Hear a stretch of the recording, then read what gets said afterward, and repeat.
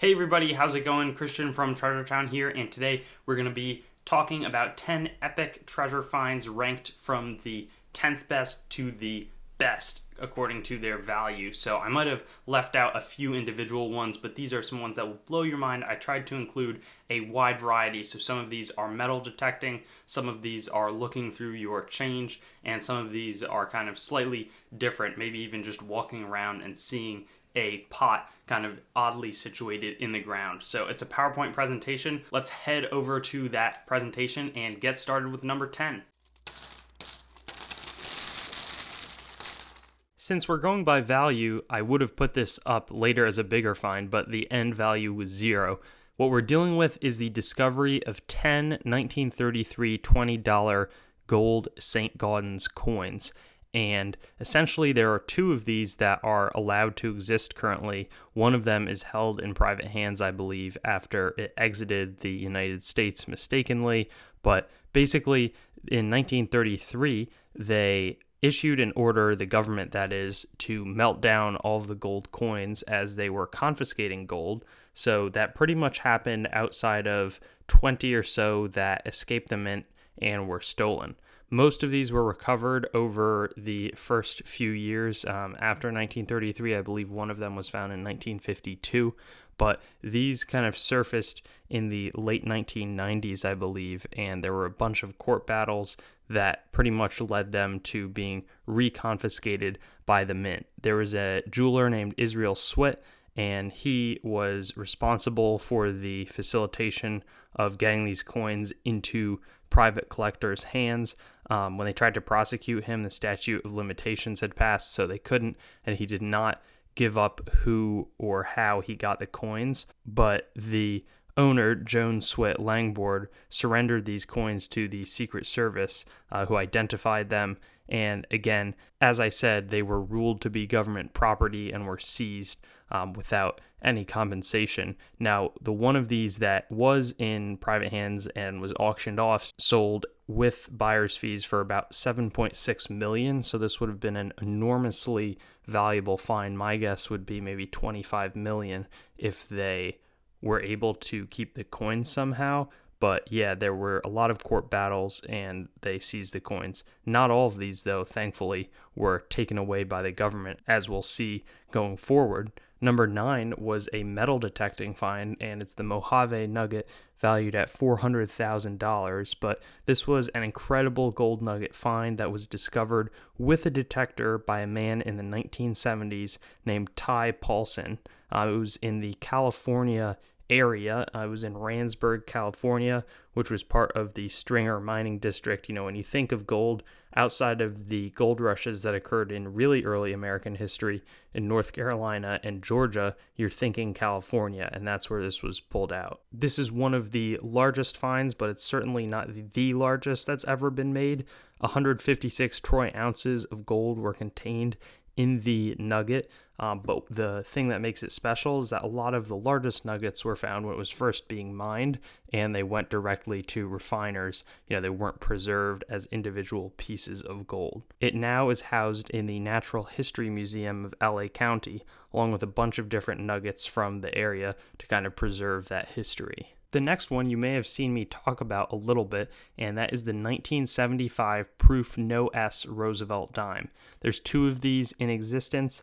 Basically, they make proof coins at San Francisco, and they need to have the S mint mark, but a few of these escaped the mint somehow without that S mint mark, which is separately punched at the San Francisco Mint. Both of the existing coins were discovered out of proof sets, at least that's what the alleged history behind them is, and the first one was found in 1977 and the last one in 1984, meaning that there could be more of these out there and you should have an eye when looking through 1975 proof sets. It's likely that this rarity was discovered at the mint in time to stop the press so that not tons of these got out. There's some other dates that I can think of where a lot of no S coins are out there, but in this case, just two of them so far slipped out the door before they could catch that error in its entirety.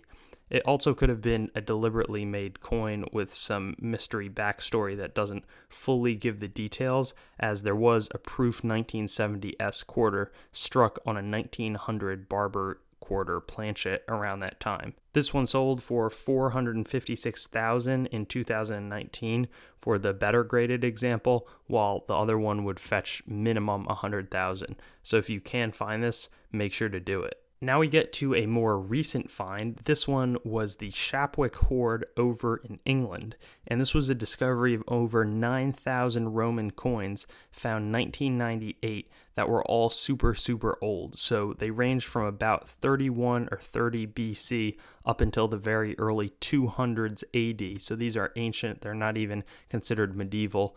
Crazy how they kind of just remained below the surface for that long. But a pair of amateur metal detectorists just went out one day and found the first of them near the surface.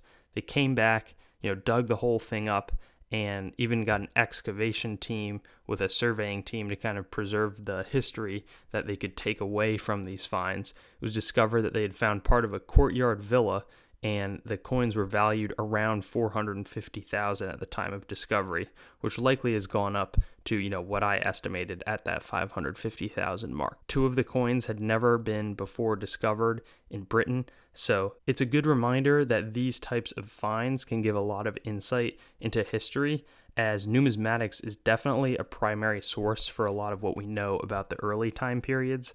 I definitely have experience kind of understanding that. I take some classes in college specifically on numismatics and their intersection with history, but there's definitely a lot more that these show because they're pretty much primary sources of the time.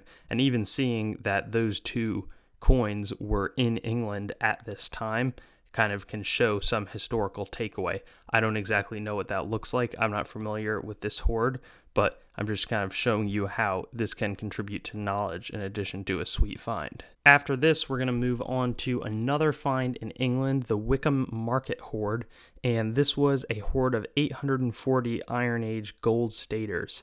So it was a 60-year-old car mechanic who I believe is pretty much unidentified, though he may have come forward later, but it's by far the largest hoard of British Iron Age gold coins that can be studied in its entirety. Remember, a lot of people don't want to show the background of the hoards they uncover because they might be seized, and that way they can make the most of the value, though I'm not sure the legality of what I'm talking about.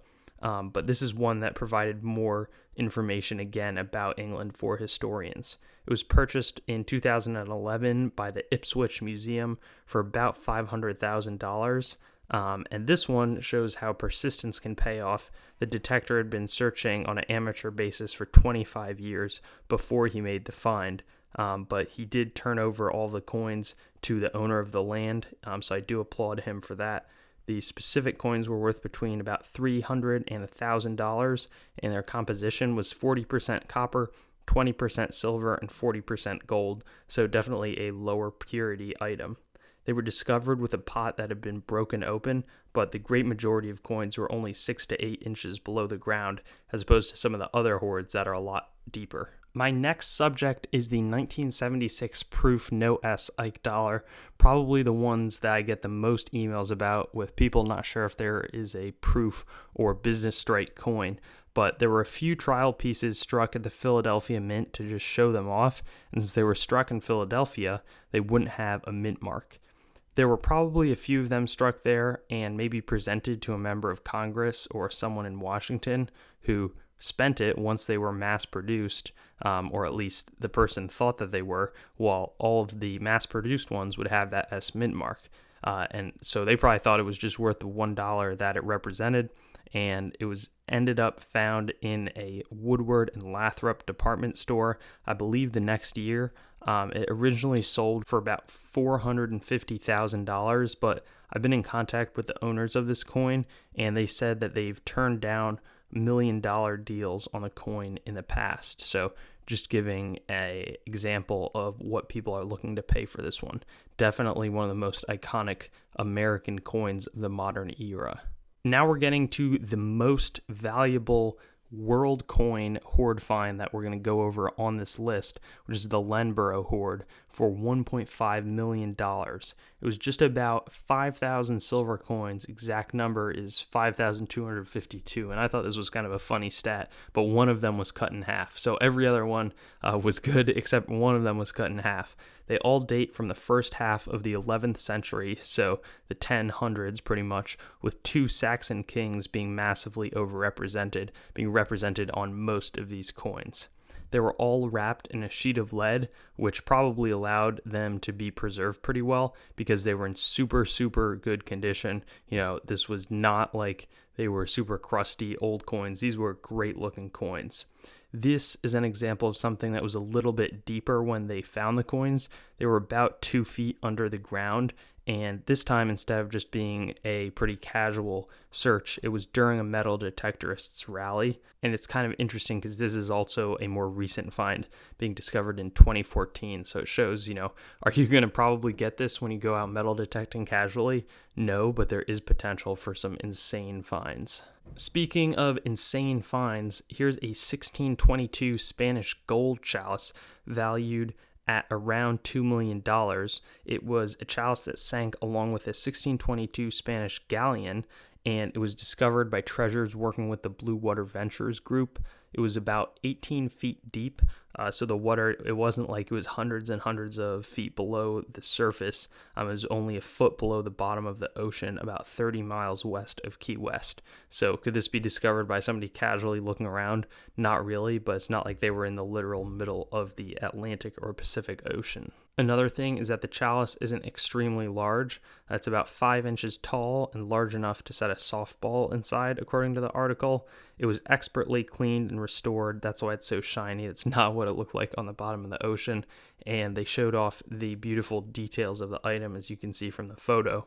But yeah, this was discovered 2008, and the list price that I'm quoting was what it sold for in 2015. After this, we have maybe the biggest gold nugget find, well, certainly the biggest on this list, the boot of CORTEZ gold nugget. It's the largest surviving gold nugget in the Western Hemisphere, and it's given the name because it's got that boot shape. And I'll talk a little bit more about that history. But first, it weighs 389.4 troy ounces, or 26 pounds, which has massive value in gold content alone, obviously. The nugget is also in really high purity, so that can be critical when assessing the value.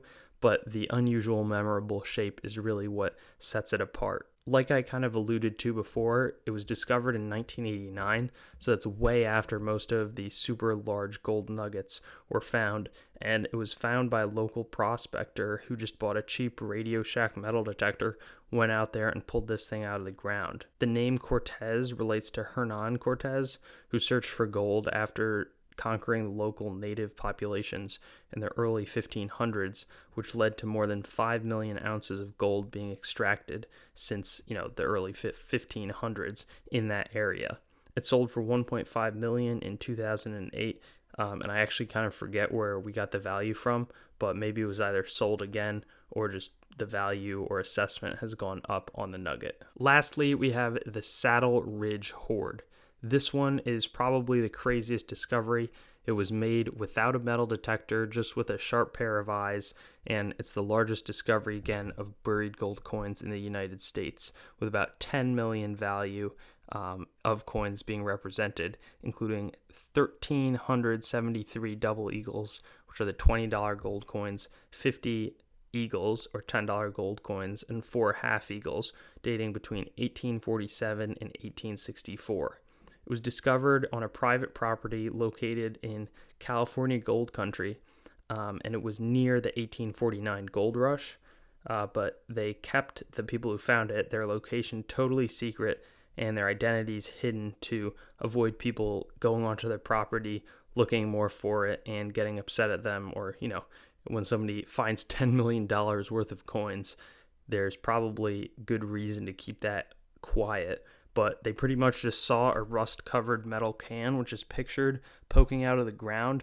They found 8 of these cans just filled with these gold coins, and some people thought that it was part of a 1901 $30,000 robbery from the mint. that was disproved due to some of the different dates. I don't know the exact details there, but some people thought it could have been Knights of the Golden Circle. There's a lot of different theories, but the bottom line is that nobody knows, and that maybe, without any treasure equipment, you could find a big hoard like this, and I'd be so happy to do a video on it. So make sure to leave a comment, and just leave a comment below dealing your greatest treasure find ever.